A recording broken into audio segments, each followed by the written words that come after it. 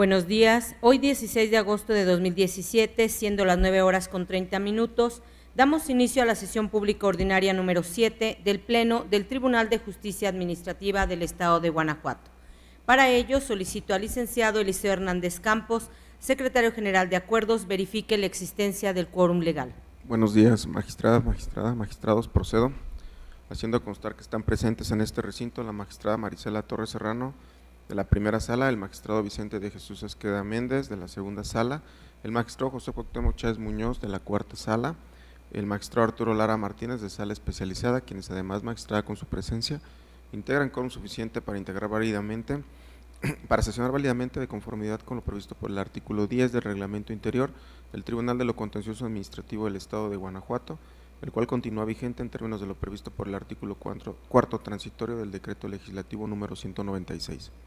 Gracias, señor secretario. Verificado el quórum, se declara abierta la sesión y le solicito al secretario dé cuenta del orden del día con los asuntos listados para ponencia. Procedo, magistrada presidenta, informando a este pleno que el orden del día propuesto para esta sesión fue oportunamente notificado a los integrantes de este órgano colegiado y se conforma por la lista de asistencia, la declaratoria de quórum legal, 11 ponencias cuyos índices de tocas, actores y autoridades demandadas están escritos en el mismo orden del día y por último asuntos generales. Asimismo, magistrada presidenta, por petición de la titular de la primera sala, hago mención de que se retira el toca 238 diagonal 17 que corresponde al punto número 3 del orden del día. Atendiendo al orden del día, pongo a su consideración el mismo con la modificación que ha referido el secretario general. A su vez, solicito la dispensa de la lectura del acta de la sesión ordinaria anterior al habérseles remitido junto con la convocatoria para esta sesión. Y en caso de no tener comentario alguno, solicito que la misma se apruebe. Quienes estén a favor de la propuesta, sírvanse manifestarlo. Aprobada por unanimidad. Iniciando con el listado de las ponencias y en virtud de haberse retirado el toca correspondiente al tercer punto del orden del día, se concede el uso de la voz a la magistrada Marisela Torres para el desahogo del cuarto punto del orden del día. Buenos días, con su permiso, magistrada Buenos presidenta. días. Magistrados, buenos días. Secretario, buenos días.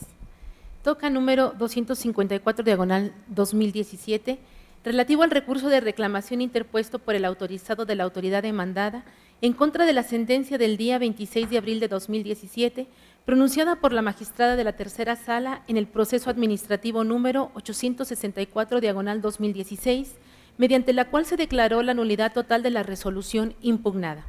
Siendo importante establecer los siguientes antecedentes.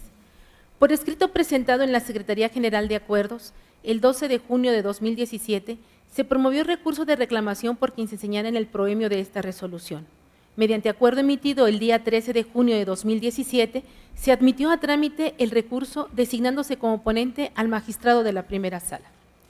Los agravios que esgrime el recurrente se encuentran dirigidos a señalar que la ACUO en primer lugar no estableció, como concluyó, la causa de pedir que expresaba el demandante y en segundo lugar, no era procedente suplir la deficiencia de la queja en el proceso de origen. Dichos argumentos resultan infundados, atentos a lo siguiente. La ACUO sí señaló los motivos y fundamentos por los cuales, en atención a la causa de pedir, analizaría en primer lugar el cuarto concepto de impugnación, que en el proceso de origen hizo valer la parte actora. Esto es, señaló que en atención a la tutela judicial efectiva y acceso a la justicia, porque la resolución impugnada en el proceso contencioso de origen carecía de la debida fundamentación y motivación al imponer la sanción, sería de estudio preferente, además de lo anterior, utilizó como sustento la jurisprudencia cuyo rubro es conceptos de anulación en el juicio contencioso administrativo, es preferente el estudio de aquellos que conduzcan a declarar la nulidad lisa y llana del acto impugnado por representar un mayor beneficio para el actor, legislación del Estado de Guanajuato. Como puede observarse, la magistrada resolutora sí realizó un análisis completo en la sentencia que se recurre, en donde señaló los razonamientos jurídicos por los cuales consideró que en el acto impugnado no se fundamentó y motivó debidamente la sanción que se le impuso al actor. Finalmente, en relación a que la ACUO no debió suplir la queja del impetrante, dicha apreciación es incorrecta, pues del estudio de la sentencia recurrida se puede observar que decretó la nulidad por ausencia de fundamentación y motivación. Dicho agravio se desprende del cuarto de los conceptos de impugnación que hizo valer el actor en el proceso de origen. En virtud de todo lo anterior expuesto, lo procedente es confirmar la sentencia recurrida. Está a su consideración el proyecto de resolución del TOCA 254/17. Si están de acuerdo con el sentido que se propone, sírvanse manifestarlo. Aprobado por unanimidad. Continuando con el listado de las ponencias, se concede ahora el uso de la voz al magistrado Vicente de Jesús Esqueda Méndez para la presentación de las correspondientes a la segunda sala y desahogo del quinto punto del orden del día. Muchas gracias, señora presidenta. Muy buenos días, compañeros magistrados, señora magistrada, señor secretario. El TOCA 230/17 es relativo al recurso de reclamación interpuesto por la autoridad demandada en contra de la sentencia dictada en el proceso 1053/16 por la magistrada de la tercera sala de este tribunal. Previo al análisis de los agravios hechos valer por la parte recurrente, es conveniente precisar lo siguiente. En el proceso administrativo principal, la parte actora impugnó la resolución de un procedimiento de responsabilidad administrativa y en la sentencia que se revisa se decretó la nulidad. Inconforme con la determinación que antecede, la autoridad demandada interpuso el recurso de reclamación que nos ocupa, en donde hizo valer un único agravio, el cual, a juicio de este tribunal en pleno, es infundado por las siguientes razones jurídicas. En el acuerdo que se le dio vista a la actora del procedimiento de responsabilidad administrativa instaurado en su contra, se consignó que en el procedimiento de mérito se le reprochó que se separó del cargo que ostentaba y no realizó la entrega-recepción respectiva. Esta conducta infringió supuestamente el artículo 11, fracción 12ª de la Ley de Responsabilidades Administrativas de los Servidores Públicos del Estado de Guanajuato y sus municipios en relación con los artículos 3, fracción primera, 4, fracción primera, 5, fracción primera, 12 y 14 del Reglamento para la entrega-recepción de las dependencias y entidades del Poder Ejecutivo del Estado. En este contexto, tenemos que en el acuerdo de referencia la autoridad demandada no consignó que la conducta reprochada a la actora haya transgredido el artículo 21 del Reglamento para la entrega-recepción de las dependencias y entidades del Poder Ejecutivo del Estado. Por ello, en esta instancia no se puede considerar dicho artículo para efecto de determinar si la resolución impugnada está o no debidamente fundada y motivada, ya que el artículo 49, fracción segunda, de la Ley de Responsabilidades Administrativas de los Servidores Públicos del Estado de Guanajuato y sus municipios prevé que en el acuerdo en el que se ordene dar vista al servidor público procesado deberá contener las disposiciones legales que se estimen violadas. Además, la fundamentación debe constar en el acto que se revisa y no en un documento distinto. Sin embargo, en el acuerdo que se le dio vista a la actora del procedimiento, en su contra, la autoridad demandada no consignó que la conducta reprochada haya transgredido el artículo 21 del reglamento antecitado, por lo cual, en esta instancia no se puede considerar el artículo de referencia para el efecto de determinar si la resolución impugnada está o no debidamente fundada y motivada. De ahí lo infundado del agravio objeto de estudio. Así las cosas, ante lo infundado del agravio hecho valer, se propone confirmar la sentencia que se revisa. Magistrados, se pone a su consideración la resolución del TOCA 230/17. Si están de acuerdo con el sentido que se propone, exprésenlo levantando la mano. Aprobada por unanimidad.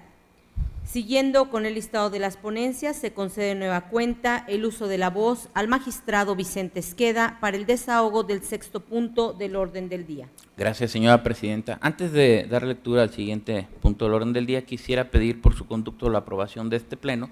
para poder exponer de manera conjunta los TOCAs 241/17, 245/17 y 246/17,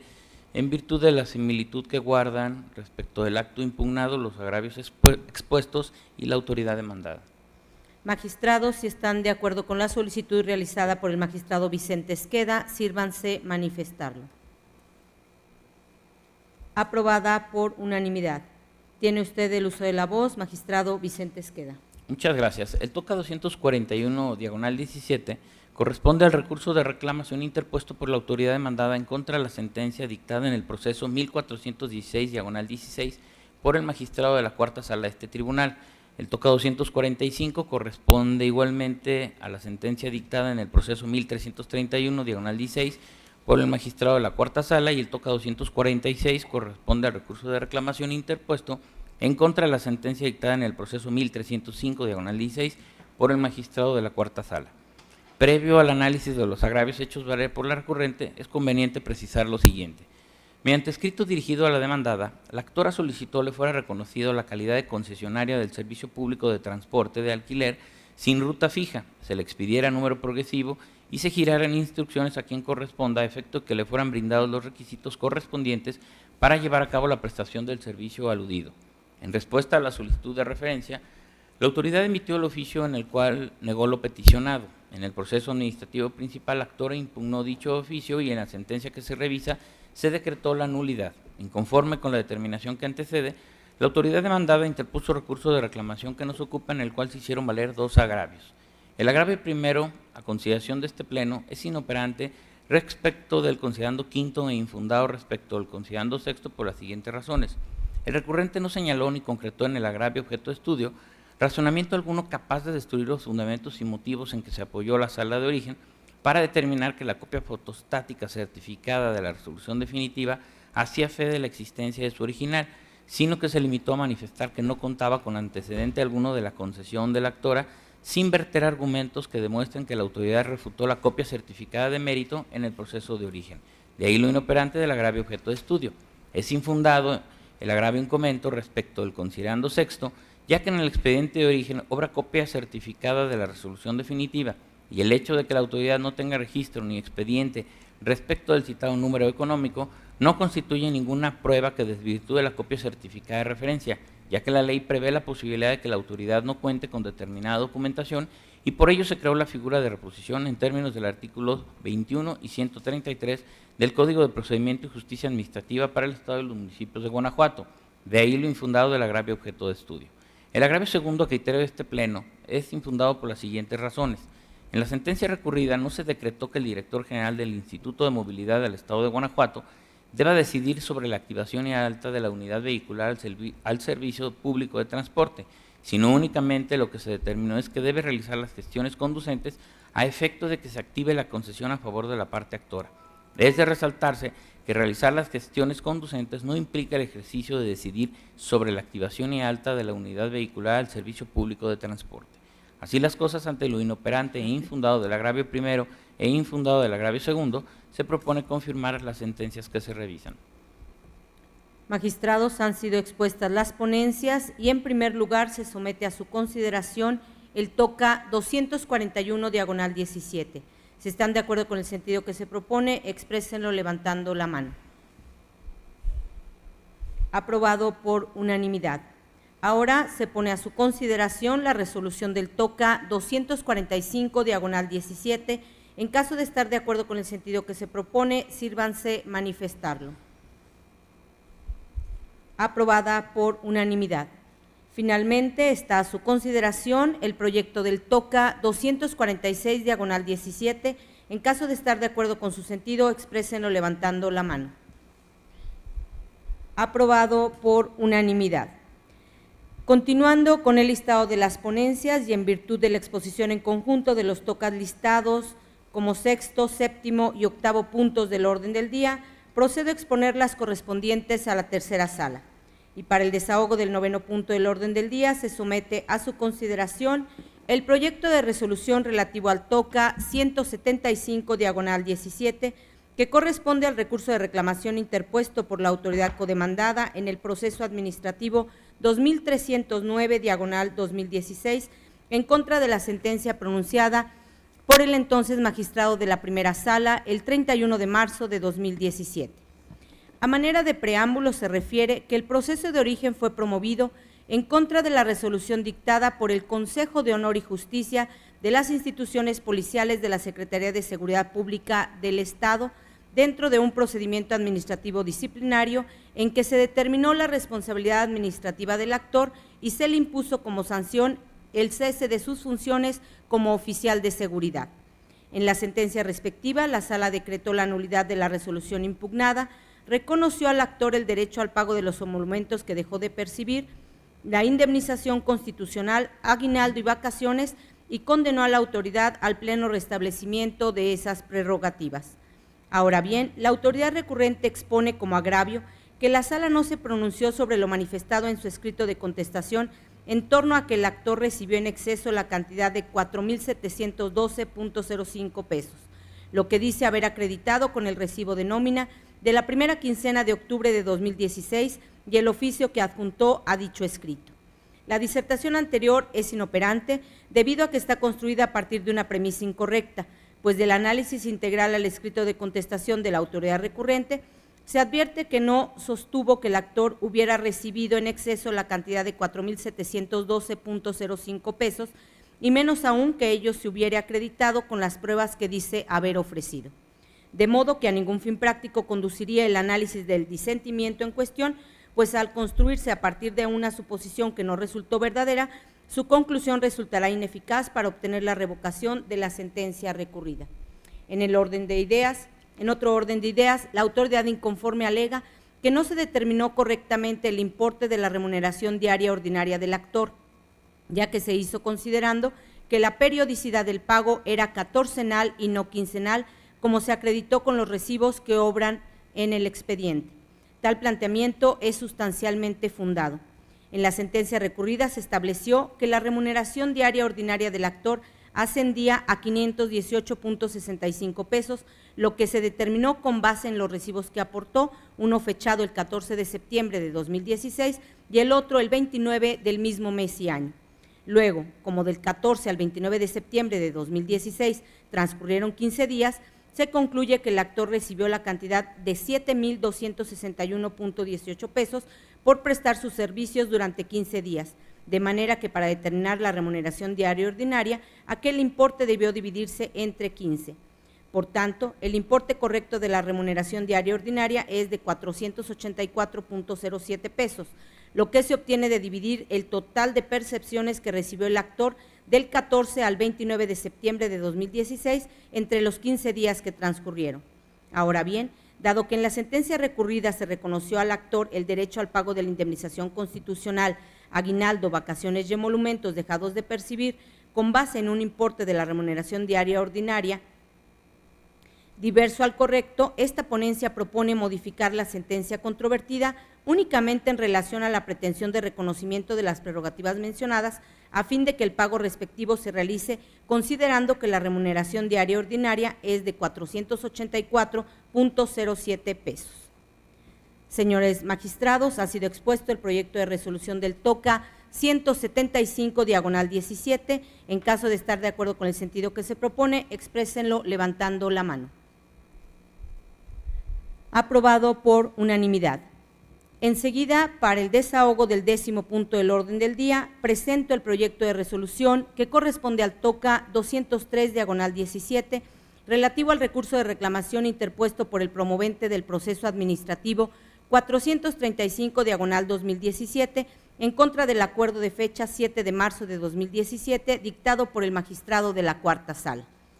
Con el propósito de contextualizar el asunto planteado, es necesario narrar los hechos vinculados con las cuestiones jurídicas a dirimir en este recurso, que se desprenden de las constancias que integran el proceso de origen, así como el diverso 349/2013 del índice de la Cuarta Sala de este tribunal, las cuales constituyen hechos notorios para este órgano colegiado. El ahora recurrente promovió el proceso administrativo 349/2013 en contra del acuerdo dictado por la Secretaría Técnica del Consejo de Honor y Justicia para los Cuerpos de Seguridad Pública del municipio de León, en el cual fue sujeto al procedimiento de separación por no acreditar los exámenes de control y confianza, así como de la suspensión provisional del cargo de policía.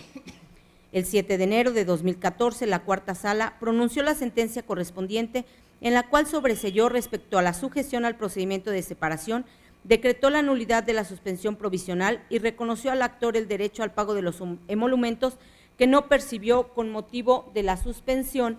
hasta que el procedimiento se resolviera en definitiva. Además, mediante aclaración de sentencia, la Sala también reconoció al demandante el derecho a ser reincorporado al cargo que desempeñaba. Derivado de la promoción que presentó la parte demandada, en la cual informó que se había dictado la resolución con la que concluyó el procedimiento de separación del actor, la Sala determinó mediante acuerdo dictado el 4 de noviembre de 2015 que no era posible ejecutar la reincorporación y que el pago de los emolumentos debía computarse hasta la fecha en que se notificó al actor la resolución dictada dentro del procedimiento de separación. El 3 de agosto de 2016 se resolvió el juicio de amparo indirecto que promovió el actor en contra del acuerdo mencionado, negando la protección de la justicia federal. mediante resolución dictada el 26 de enero de 2017 dentro del recurso de revisión que el actor interpuso en contra de la resolución emitida en el juicio de amparo indirecto, se concedió el amparo para efecto de que el pago de los emolumentos se computara hasta que el actor tuvo conocimiento pleno de la separación, lo que ocurrió al notificarse el acuerdo de fecha 4 de noviembre de 2015, dictado por la Cuarta Sala.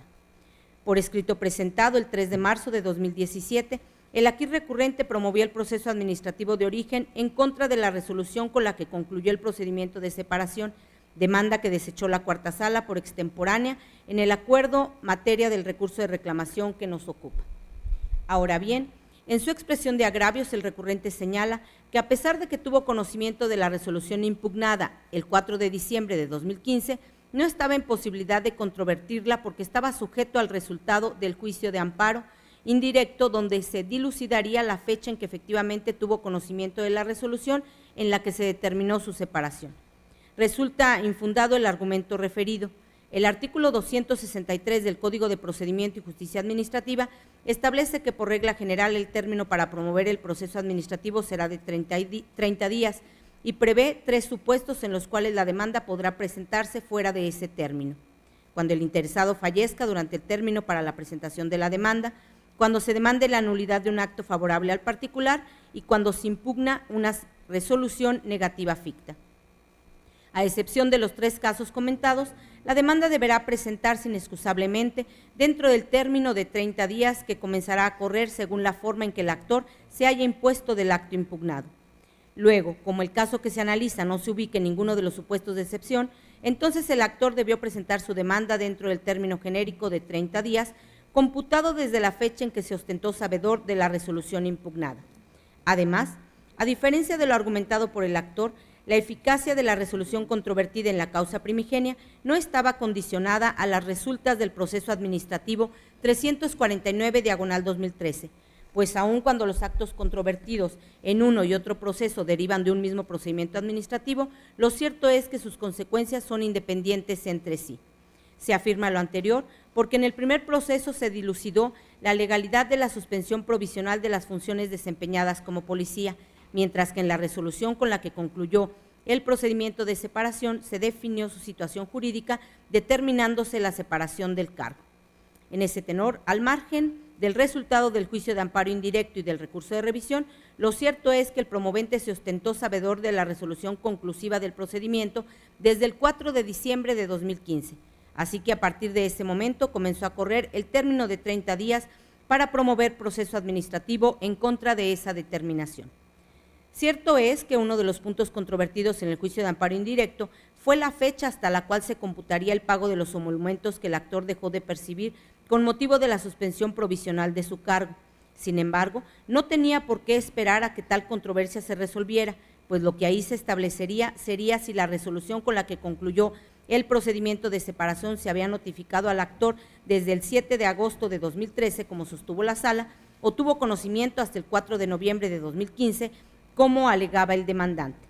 En otro orden de ideas, el inconforme señala que en la resolución impugnada no se indicaron los medios de defensa que procedían en su contra ni el plazo para hacerlos valer, lo cual constituye un requisito de validez del acto administrativo en términos del artículo 138, fracción quinta, del Código de Procedimiento y Justicia Administrativa, cuya omisión impidió que la resolución controvertida surtiera sus efectos, lo que sucedió hasta que la autoridad competente se la notificó. Tal disertación es infundada, pues fuera de los casos de excepción previstos en el artículo 263 del citado código, la demanda deberá presentarse inexcusablemente dentro del término de 30 días, contabilizados a partir del día siguiente a aquel en que haya surtido efecto la notificación al promovente del acto o resolución impugnada, o bien a partir del día siguiente a aquel en que se haya ostentado sabedor del contenido del acto impugnado o de su ejecución. Es decir, el plazo para la promoción del proceso no está condicionado a que el acto o resolución impugnada se notifique formalmente, sino que debe computarse a partir del día siguiente al en que el actor tuvo conocimiento por cualquier medio con anterioridad a la fecha en la que sea notificado. Por tanto, desde el momento en que el promovente tuvo conocimiento de la resolución dictada dentro del procedimiento de separación, que fue el 4 de diciembre de 2015, comenzó a correr el término de 30 días previsto en el Código de Procedimiento y Justicia Administrativa para promover proceso administrativo en contra de esa actuación. Así pues, como resultado de la ineficacia de los agravios vertidos por el inconforme, esta ponencia propone confirmar el acuerdo dictado por la cuarta sala. Magistrados, ha sido expuesta la ponencia, está a su consideración el proyecto del TOCA 203/17. En caso de estar de acuerdo con su sentido, sírvanse manifestarlo. Aprobado por unanimidad. Por último, para el desahogo del 11º punto del orden del día, esta tercera sala presenta a consideración del Pleno el proyecto de resolución relativo al TOCA 252/17, que corresponde al recurso de reclamación interpuesto por la parte demandada en el proceso administrativo 278/2016 en contra de la sentencia pronunciada por el magistrado de la segunda sala el 9 de mayo de 2017. El proceso administrativo de origen fue promovido en contra de la resolución emitida por el subprocurador regional B de la Procuraduría Ambiental y de Ordenamiento Territorial del Estado, en la que se determinó que la actora cometió una falta administrativa por no contar con la autorización en materia de impacto ambiental para bancos de materiales pétreos que expide el Instituto de Ecología del Estado, y se le impuso una medida correctiva, la clausura total definitiva del banco de materiales y una multa. Seguido el trámite del proceso administrativo, el 9 de mayo de 2017, la sala dictó la sentencia respectiva en la que decretó la nulidad de la resolución impugnada. Ahora bien, en su expresión de agravios, la parte inconforme sostiene que la parte actora no ofreció al procedimiento administrativo la autorización de impacto ambiental que posteriormente acompañó a su escrito de demanda, por lo que el subprocurador no estuvo en posibilidad de pronunciarse sobre su admisión ni eficacia probatoria. También alega la parte inconforme que, aun considerando que la parte actora contara con la autorización, tal circunstancia no le exime de responsabilidad, pues estuvo operando durante un tiempo al amparo de una autorización no vigente. Los disentimientos anteriores, aunque resultan sustancialmente fundados, devienen inoperantes. Cierto es que la autorización de impacto ambiental emitida el 5 de junio de 2014, que la parte actora acompañó a su demanda, no fue ofrecida dentro del procedimiento administrativo, lo que explica que en la resolución impugnada en el proceso de origen no fue tomada en consideración. Se afirma lo anterior porque en el expediente relativo no existe constancia de que haya sido aportada. Únicamente se aprecia que la actora ofreció la autorización de impacto ambiental de fecha 16 de diciembre de 2011, con vigencia hasta el 16 de diciembre de 2012. Luego, si la falta administrativa atribuida a la parte actora, falta de autorización en materia de impacto ambiental, fue advertida durante la visita de inspección practicada el 10 de octubre de 2013, es inconcuso que la autorización que aportó al procedimiento administrativo no desvirtuó los hechos advertidos por la autoridad. Sin embargo, la apuntada irregularidad es ineficaz para revocar la sentencia recurrida, habida cuenta que el tercero de los conceptos de impugnación esgrimidos por la parte demandante es fundado, lo que resulta suficiente para que prevalezca la declaratoria de nulidad de la resolución impugnada ante la caducidad de las facultades de la autoridad para sancionar a la parte actora.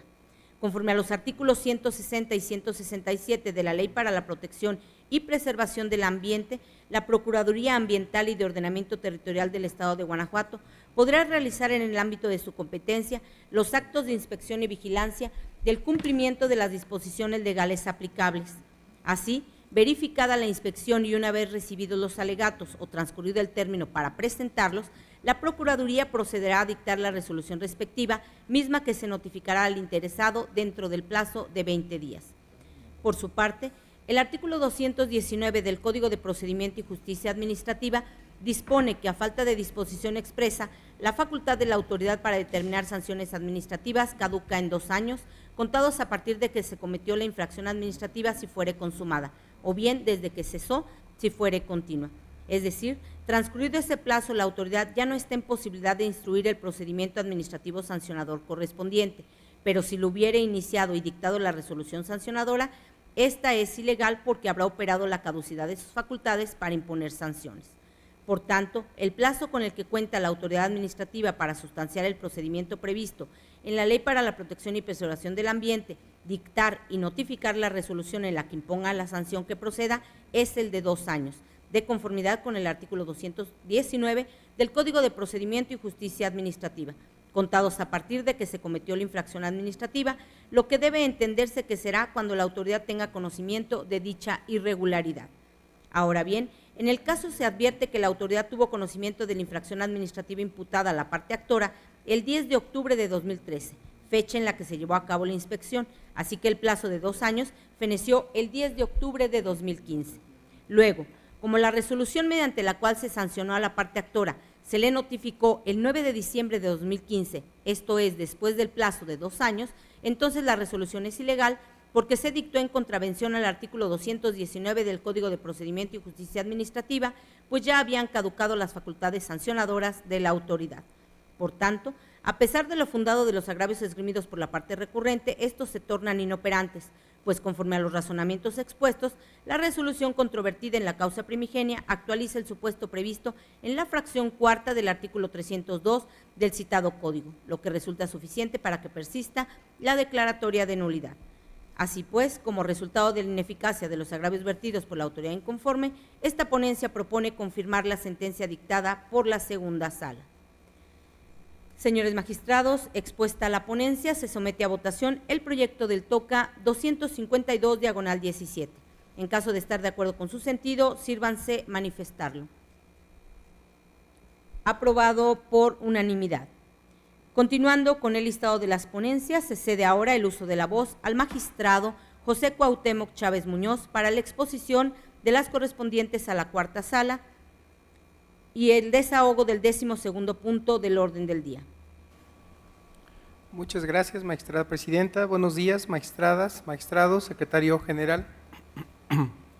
Inicio con las ponencias correspondientes a la cuarta sala y me refiero en un primer momento al TOCA 204/17. Relativo al recurso de reclamación interpuesto por la autoridad demandada en contra de la sentencia de fecha 6 de abril de 2017, emitida por el magistrado de la primera sala de ese tribunal en el proceso administrativo 2379 del 16. Les comparto antecedentes del juicio en línea. En el proceso administrativo principal, el actor impugnó la boleta de infracción redactada el 13 de octubre de 2016. Seguido el proceso administrativo principal en todos sus trámites legales, el magistrado de la primera sala de ese tribunal dictó la sentencia recurrida, en la que declaró la nulidad del acto impugnado, básicamente porque la boleta de infracción se encuentra indebidamente motivada, ya que la autoridad demandada fue omisa en señalar las circunstancias especiales relativas a cómo se dio cuenta de que el infractor presuntamente conducía un vehículo de motor en sentido contrario y bajo el influjo de las sustancias alcohólicas. Consecuentemente reconoció el derecho del actor y condenó a la autoridad demandada a realizar todas las gestiones necesarias para devolverle al impetrante las cantidades que pagó como multa. Inconforme con las determinaciones que anteceden, la autoridad demandada interpuso recurso de reclamación que nos ocupa, en donde hizo valer un único agravio, el cual a juicio de esta ponencia resulta inoperante por 3 razones. La primera, porque en la parte inicial de dicho agravio, el recurrente en realidad pretende combatir una resolución diversa a la recurrida, pues se queja de que la sala acuo haya tenido a la autoridad demandada por no dando contestación a la ampliación de la demanda. Sin embargo, dado que esa determinación fue de fecha 7 de marzo del presente año, ya no se puede esgrimir argumento en contra de esa decisión, por ya no ser el momento o proceder oportuno para ello. Pues de conformidad con el artículo 308, fracción primera, inciso A, el ahora recurrente contaba con 10 días después de que se le notificó dicho acuerdo para combatir el mismo, por tanto sus argumentos ya no son dignos de tomarse en cuenta. También es inoperante el agravio que nos ocupa en la parte en la quien recurre, alega que el magistrado acuo en la sentencia recurrida resolvió que la autoridad que emitió la boleta de infracción impugnada no fundamentó su competencia. Ello es así porque el recurrente incurre en un error de apreciación, ya que el acuo jamás resolvió en su sentencia lo que se alega en el agravio que se analiza, sino de que declaró la nulidad de la boleta impugnada porque la misma se encuentra indebidamente motivada, dado que la autoridad demandada fue omisa en señalar las circunstancias especiales relativas a cómo se dio cuenta de que el infractor presuntamente conducía un vehículo de motor en sentido contrario y bajo el influjo de las sustancias alcohólicas. En ese sentido, Si en ningún momento el acuo determinó que la autoridad que emitió la boleta de infracción impugnada no fundamentó su competencia, entonces su alegación resulta ineficaz, pues al atribuirle el acuo un argumento ajeno y combatir el agravio en estudio resulta inoperante, motivo por el que no puede tomarse en cuenta, debido a que a partir de un supuesto que no resultó cierto, es infructuoso para obtener la revocación de la sentencia recurrida. Finalmente, la tercera razón por la que el agravio hecho valer por el recurrente es inoperante es porque con el resto de las manifestaciones vertidas no se evidencia la ilegalidad de las consideraciones en que se sustenta el fallo para declarar nulidad del acto impugnado, sino que únicamente el recurrente se limita a hacer simples aseveraciones y afirmaciones particulares, lo cual se insiste torna inoperante el agravio en estudio. De esta manera, ante lo inoperante, el único agravio hecho valer por el recurrente, lo procedente a juicio de esta ponencia es confirmar la sentencia que ahora se revisa. Magistrada y magistrados, ha sido expuesto el proyecto de resolución del TOCA 204/17. En caso de estar de acuerdo con el sentido que se propone, exprésenlo levantando la mano. Aprobado por unanimidad. Finalmente, se concede el uso de la voz al magistrado Chávez Muñoz para el desahogo del 13º punto del orden del día. Muchas gracias, magistrada presidenta. Concluyo con el TOCA 225/17 relativo al recurso de reclamación interpuesto por la autoridad demandada en contra de la sentencia de fecha 20 de abril del 2017, emitida por la magistrada de la tercera sala de ese tribunal en el proceso administrativo número 1460 del 16, el juicio en línea. En el proceso, les comparto antecedentes de este caso. En el proceso administrativo, el actor impugnó el acta de infracción 2318 redactada el 18 de junio de 2016. Seguido el proceso administrativo principal, el actor en todos sus trámites legales, la magistrada de la tercera sala de este tribunal dictó la sentencia recurrida, en la que declaró la nulidad del acta impugnado, básicamente porque la boleta de infracción se encuentra indebidamente motivada, ya que en la misma no existe algún dato que permita establecer cómo el agente demandado concluyó que el conductor del vehículo automotor conducía en estado de ebriedad. Consecuentemente, reconoció el derecho del actor y condenó a la autoridad demandada a realizar todas las gestiones necesarias para devolverle al impetrante las cantidades que pagó como multa, servicio de grúa y pensión. Inconforme con las determinaciones que anteceden, la autoridad demandada interpuso el recurso de reclamación que nos ocupa, en donde hizo valer un único agravio. Así tenemos que la primera parte del único agravio a juicio de esta ponencia resulta infundado. Ello es así porque si en la sentencia recurrida la magistrada de la tercera sala de este tribunal empleó como consideración jurídica sustancial para declarar la nulidad de la boleta de infracción impugnada, que la misma se encuentra indebidamente motivada. Al haber omitido la autoridad demandada exponer las razones particulares por las que consideró que el actor conducía en estado de ebriedad, y en la primera parte de su único agravio el recurrente no expone razonamiento alguno tendiente a desvirtuar este motivo esencial, sino que únicamente se limita a argumentar de forma genérica que, contrario a lo aducido por la acuo, la boleta de infracción sí se encuentra debidamente motivada. Entonces, dicho agravio deviene inoperante,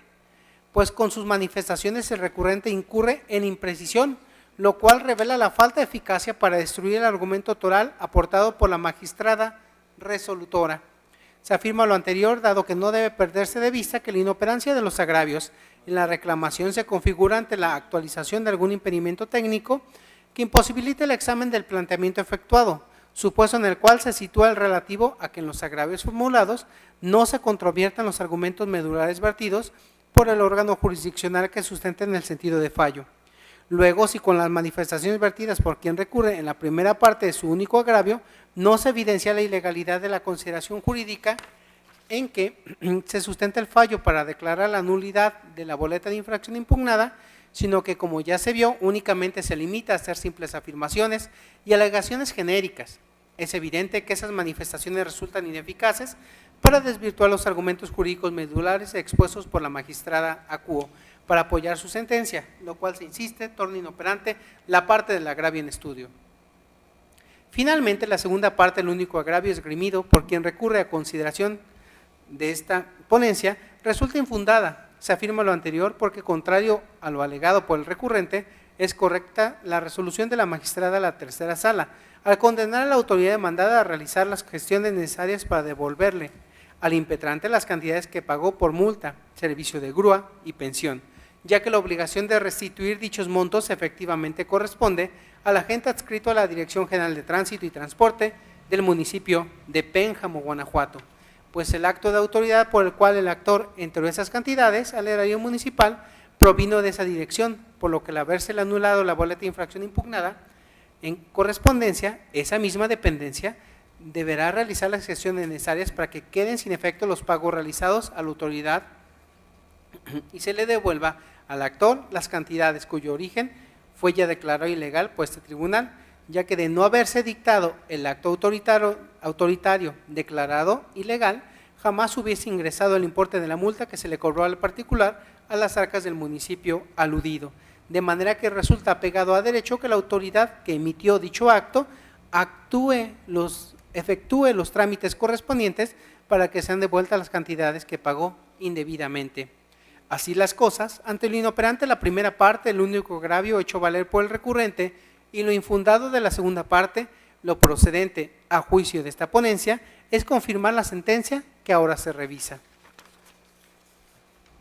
Magistrados, está a su consideración la resolución del TOCA 225/17. En caso de estar de acuerdo con el sentido que se propone, sírvanse manifestarlo. Aprobada por unanimidad. Siguiendo con el orden del día, señor secretario, dé cuenta de los asuntos generales. Magistrado, y cuenta que en esta ocasión no hay asuntos generales. No habiendo asuntos que tratar y agotados los puntos listados en el orden del día, declaro cerrada la sesión ordinaria de Pleno número 7 del Tribunal de Justicia Administrativa del Estado de Guanajuato del día de su fecha, siendo las 10:12. Gracias por su asistencia y participación, señora magistrada, señores magistrados, señor secretario general, que tengan todos ustedes un muy buen día.